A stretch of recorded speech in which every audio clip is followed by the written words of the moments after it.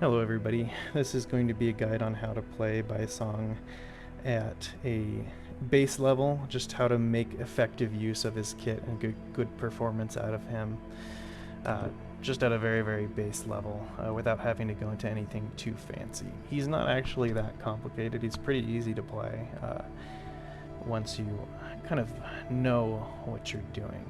I'm not going to get into the technical stuff, and I'm not going to get into any of the extra fine-tune optimized tech that you can do for marginal improvements.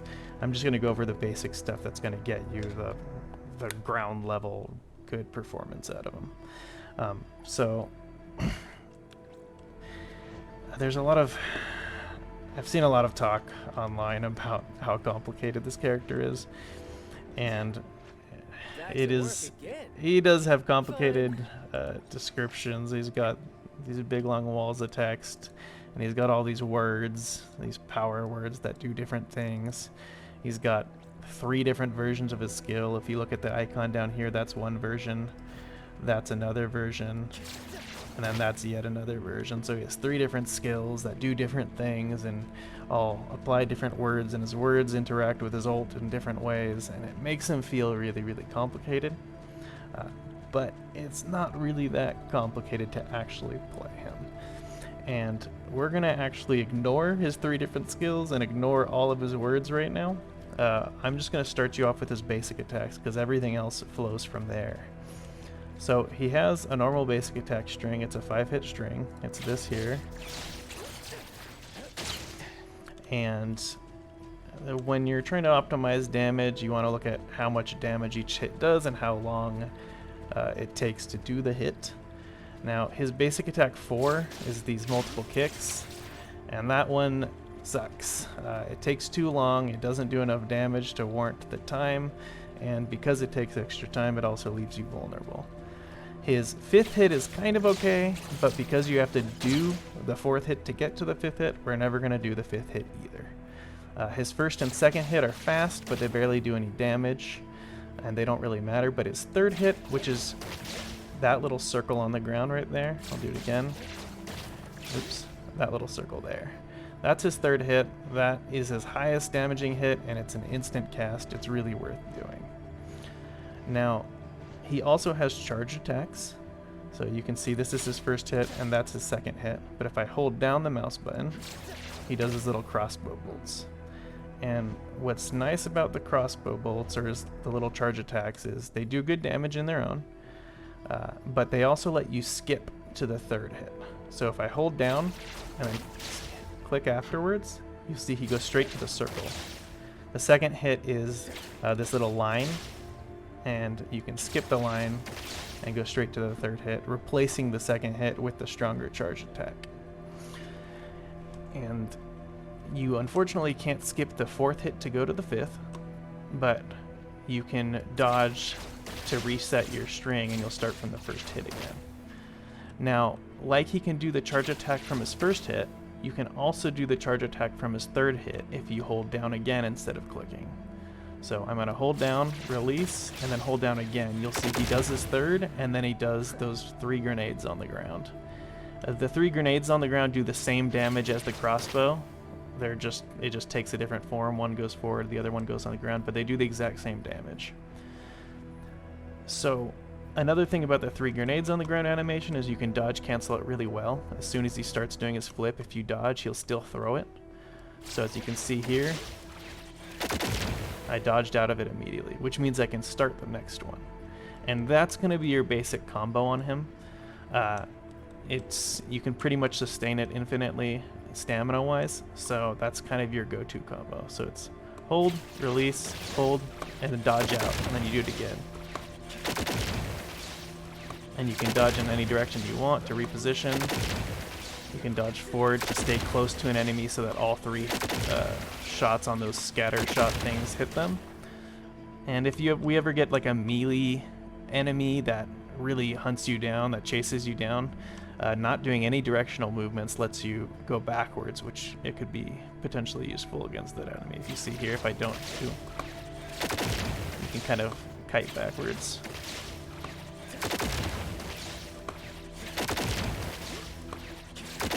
But yeah. So you're just doing the hold basic 1 into the hold basic 3 and then dodging out of it.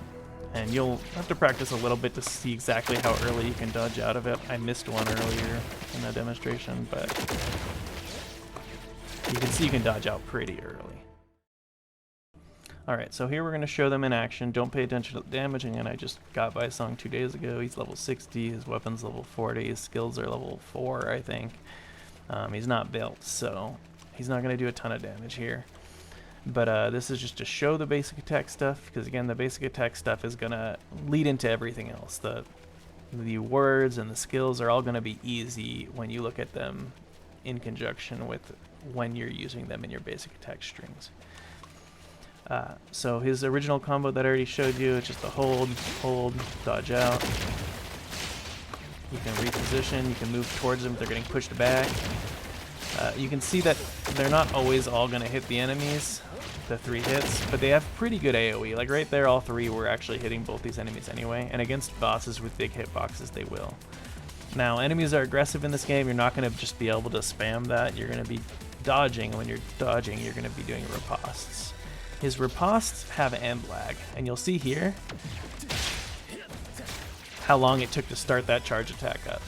That's because the end lag on his riposte, it's just like a downtime after the attack goes before you can start doing other stuff. So what you'll want to do is dodge out of the riposte. So here, oh, I was late. I'll show you. You just dodge as soon as the riposte hits, and then you can start up a lot faster. See, you don't have to wait for that end lag. It's also safer. So that's what you'll do every time you have to dodge an attack, and then you just go back into spamming that combo again. Another thing he has is if you just hold his dash, the right click, he'll jump, and he'll do that attack on its own. And you can cancel that just like you can cancel it in the normal string by dashing. And if you don't let go of the dash, he'll do it again. So you'll see here, I can go like this. And you can just bombard them constantly. Now you will run out of stamina eventually, and if you let yourself get too low on stamina, it's going to put you in a really dangerous spot where you won't be able to dodge an attack you should. So you don't want to abuse that, but it's relatively similar in damage to your normal combo. Your normal combo is just stamina neutral, while that combo is stamina neutral, negative. But it is good, and you will be using it pretty often when you can, especially against trash mobs like this. It feels good to use. You just kite around them, keep throwing grenades. It does push you back a little bit though, so you have to kind of kite into them into the side. I'm dead. Alright, so now we'll talk about his skill. Now remember, he has 3 different skills, but as you're going to see in a second here, he really just has 1 different skill with 2 different versions. We're still going to ignore power words for now. Don't think about them. Again, your main focus is getting used to that basic attack combo. That's his bread and butter, and that's going to feed into everything else, including his skills. So as you'll see here, remember, he has 3 different skills. This is the one icon here. That's his base skill. We're never going to use that. His base skill is not worth using. It has a fairly long animation, and it does about as much damage as his 3rd basic attack. There's not really any good reason to use it. You can, but it's not necessary. His 2nd skill, you can see here, is this one. That becomes available for a short time every time you dash or dodge. His 3rd skill is this one here. That's different than the last one. That becomes available every time you do a crossbow bolt hit or his little grenade throw. You can see when I dash it changes. So grenade throw, that butterfly, dash, it's that butterfly, it's a little more spiky. Those are the 2 skills you use, and they're not really 2 skills. They're 1 skill because they share a cooldown. His base skill, this one, has a unique cooldown. You can see his other skills still available, but again, we don't use the base skill. We only care about the 2 red skills, which share a cooldown. So if I use this red skill, you'll see it's on cooldown, and even if I do the crossbow attack, it shares the cooldown. You got the 2 different icons there, but they both have the 6-second cooldown, even though his base skill is off cooldown. Alright, so between those 2 red skills that share a cooldown, those are the ones we care about. They do 2 different things. If you dash, you get that spiky one. That spiky one does more damage, but it's single target. So you can see here, he shoots little butterflies forward and hits a single target and does a lot of burst damage. I'm not going to show because my character's weak. If you use a skill after crossbow bolt, sorry, on cooldown. Use a skill after crossbow bolt, big AoE. That's the one. It does less damage than the single target one, but for AoE like this, it's more effective. So, again, we're doing crossbow bolts and dashes all the time anyway. This is our combo with our basic attack. Everything's going to come back to that. This is what you're doing all the time. If you're in AoE, you just use your skill after any of the crossbow attacks or the grenade throws. And that's what you'll do. If you're in single target, after the dash, you'll use your skill. I don't have it yet. But again, you have your usual combo. I dash, and I'll just use the skill first before I start the next combo. So those are his two skills. You have single target after the dash, AoE after the crossbow or grenade. It's the same skill, it just has a different form depending on when you use it in your combo. So everything leads back to that basic attack combo. You want to use your skill when it's appropriate for the situation. I'm in AoE, so I'm not going to use it after the dash. I'm going to use it after a crossbow bolt. Or a grenade throw. And that's it. That's his skill. AoE damage or single target. That's all you need to think about. Alright, so now we'll dive into the ultimate and the big scary words of power. And good news is you don't really need to think about them too much. So the first word of power that you'll see when you're looking through his kit is Bless. Bless happens passively as you're basic attacking. Again, if you're playing Baicang as your main DPS, you're going to be basic attacking constantly. Optimizing his basic attacks is the bread and butter of playing him well. So Bless is going to be constantly applied to the enemy. You don't need to think about it. Bless, just so you know, is the healing word, but again, this is all happening passively, so you don't need to think about it. It's just what's going to be healing you, since your attacks naturally drain your own HP. Bless heals your HP back. And again, it happens passively, you don't need to think about it. The other two words of power are Silence, and I think the other one's called Objugate. It might be a different word, but it's Silence and Objugate. But either way, the first thing you need to do is forget the names of the words. You don't need to, it's just going to serve to confuse you. Both of these are applied by his skill, the special versions of his skill that we just went over. When you use the crossbow attack or the grenade throw, and you follow it up with a skill, remember it does the AoE skill. When you do the AoE skill, it applies Objugate, but again, forget the word Objugate, just think of it as the AoE word. The AoE skill applies the AoE word. When the AoE word activates, it does more AoE damage. It's just more AoE damage on top of the AoE damage. Everything's AoE when you use the AoE skill. When you do the dash into your skill, it does that single target skill, and that applies Silence, otherwise known as the single target word. The single target word does an extra damage, an extra instance of high single target damage. So again, you're just playing the game, you're doing your basic attack combos. You choose to use the AoE skill if you're in an AoE scenario, or you choose to use the single target skill if you're in a single target scenario. Those passively apply the words that just do more of what you're trying to do, and they do those things passively, so you don't need to think about it.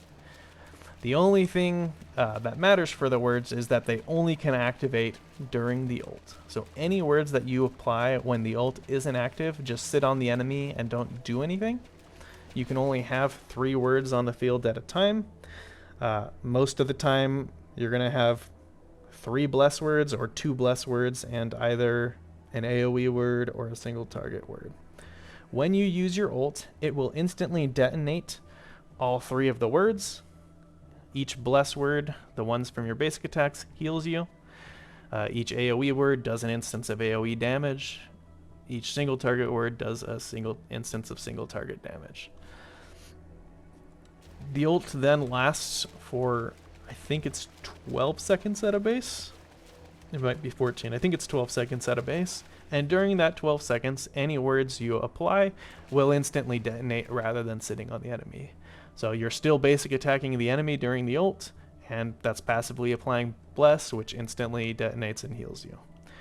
You use the AoE skill if you're in against AoE enemies. It applies the AoE word, which instantly detonates and does extra AoE damage. You're against a boss and you use the single target skill, it instantly detonates and does extra single target damage. So again, all these things are happening passively. It's very complicated, but you don't need to think about it. All you think about is playing your basic attacks optimally and using the correct skill for the scenario. Alright, so now we'll show some of it in action with these words. As you can see here, I'm doing my basic attacks. These little green words appear on the enemy. Those are the bless words. Again, those happen when you're basic attacking. If I use my AoE skill, if I use my AoE skill, you can see this word appears on the ground, this dark red word. That's the AoE word. And I don't have my skill up yet, but I'll just wait for my single target word. If I use my single target skill, it applies this lighter red single target word to the enemy.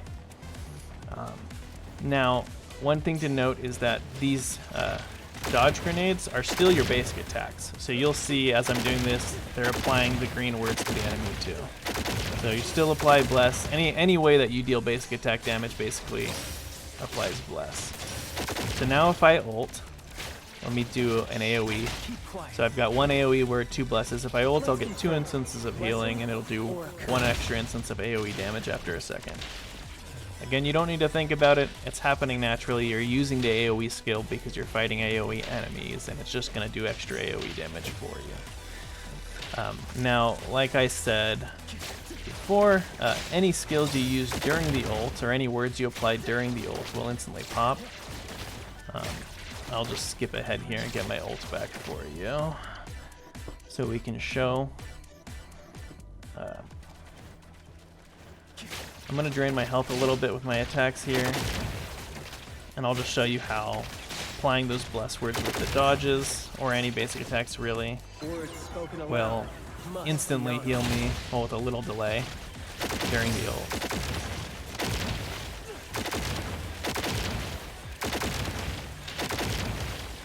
See, my health is getting healed every once in a while. Every time I apply a bless word, it's instantly popping and coming back and healing me.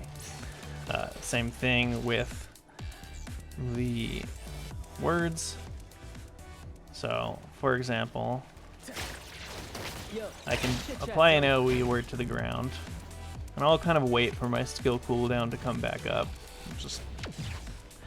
This isn't something you're ever trying to do specifically. But if I ult now, you'll watch the AoE word will pop. After a second, my skill's just about back. I can apply another AoE, and you can see it instantly pops again for extra AoE damage. But you can only use a skill every 12 seconds, 14 seconds, whatever the cooldown is. So, again, you're just using it when you have it, and you're using the correct one for the scenario. Extra stuff is happening passively. Now, the one thing that you need to know, the one extra thing, is he can apply silence. One extra way that actually is meaningful and you will want to use, and that is by, actually we'll do this in an anomaly commission, because you start with Esper meters. Every time you use his support skill, which is the skill that you use when a other character with their Esper meter full swaps to you, it's the little entry skill you get. Every time he uses his support skill, it will apply the silence word. So that's going to be his main way of getting extra single target damage. In fights, if you're really trying to push his damage, is using a support skill. As you can see, he has no words on the enemy, and that puts silence on him. Now if I ult, it'll pop the silence. And there's no cooldown to that, so I can use a single target skill, get an extra silence, and if I had other teammates with their Esper meters full, I could swap back and forth and do extra support skills in and get extra silences. Now the only characters that can provide Baicang, his support skill, are characters that are adjacent on the Esper wheel, so that means Chaos or Anima characters. Now, I'm not recommending this team. Mint isn't good for him. Juyuan and Daffodil are both honestly decent for him. Having an Anima character gives him access to Hexed. He has a lot of motion value. Hexed is a good reaction for buffing characters with a lot of motion value. And Juyuan is just a good sub DPS even if you don't have Blossom on the team. So she's pretty good. Iroi will probably be pretty good for him too, but we'll need to see. The rumors are she's a healer and might have some buffing. If that's true, that's great for him. But who knows? But basically, any Chaos or Anima character that has synergy with him is going to be a good teammate for him because they also are going to give him extra silence procs. Now, the thing about silence procs through the support skill is, in reality, the time it takes to swap to another character and swap back to use his support skill to get the silence proc, even though silence does good single target damage, you would have done just as much, if not a little bit more damage, just by using his basic attacks, because his basic attacks are so good. So the real reason it's worth it to do it isn't because the silence procs are so good, it's because they're just about as good as basic attacks while also affording you a sliver of time to swap cancel a skill on one of your teammates as well. So you get about the same damage on him while also getting extra damage from your teammates and extra effects. It allows him to play very swap heavy, quick swap heavy, just like Daffodil. They're a great pair together. They can do a lot of really high intensity tech stuff if you want to get into that later. But I'm going to show you right now a way to get a lot of silence procs in case you just want something you can try to do. Basically, you can either try to set up 3 silence procs before you ult, or you can set up 1 and then do 3 or however many characters you have that makes sense on your team. Support skills to him to get extra silence procs and then get another skill in at the end. So I'm going to do his dash skill. That's 1 silence proc. And now I'll ult to proc it. And then we're just going to spam his support skills for more silence procs.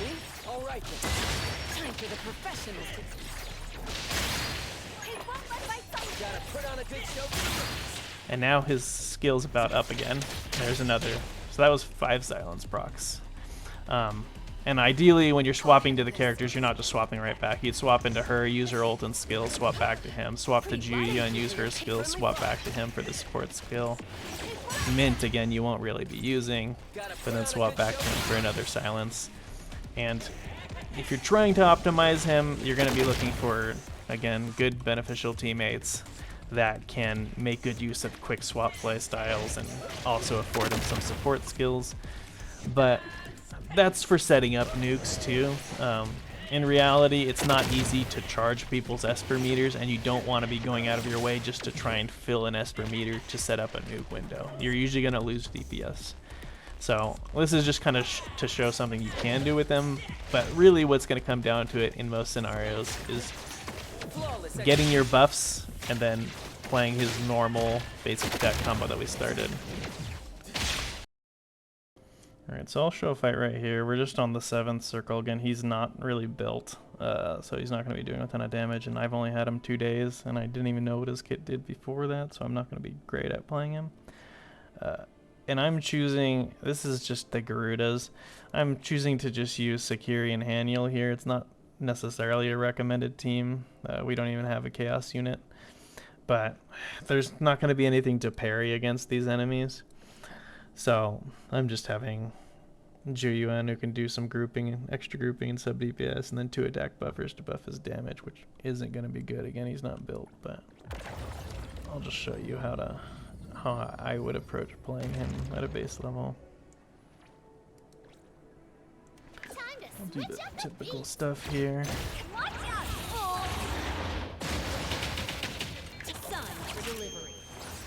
I don't even know why I'm ulting with her, honestly. Okay. So we're gonna do his AoE word.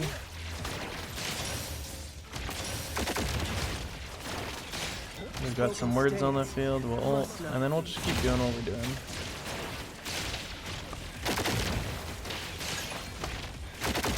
We'll go apply Hexed here, regroup them. AoE word.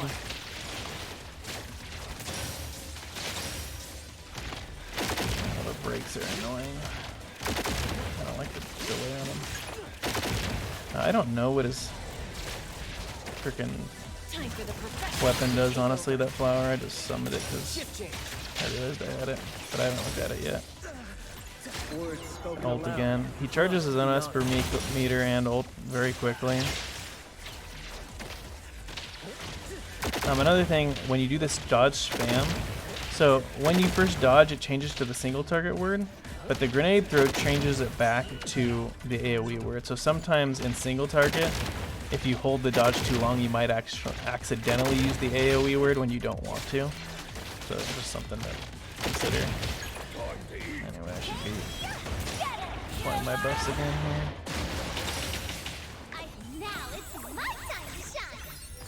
I don't think my Haniel's built right now either. By Hex here. I'm gonna try to avoid using her stuff. So it's just his damage that we're looking at.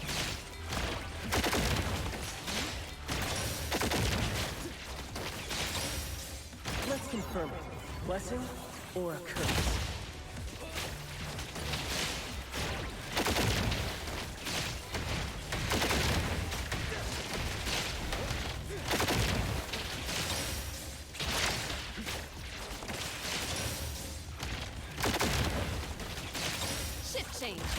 Hex.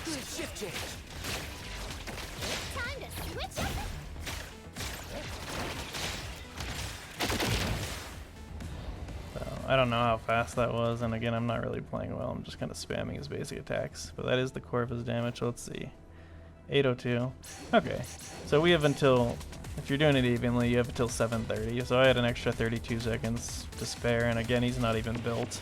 This is only the 7th stop, but I think it shows you kind of well enough. And against the boss fights is really where he's going to have teams that shine, because again, he has really good synergy with Daffodil. You use her to parry everything. Pairing with her builds her Esper meter and recharges her ult, and then because she builds her Esper meter, she's able to give him an extra silence. So, yeah, I don't know. I don't know if that helps, but yeah. I guess that'll be the end of the video. Again, I showed some complicated stuff in there, but all that matters is basic attacks. Use the good basic attack combos, use the correct skill. That's all that really matters.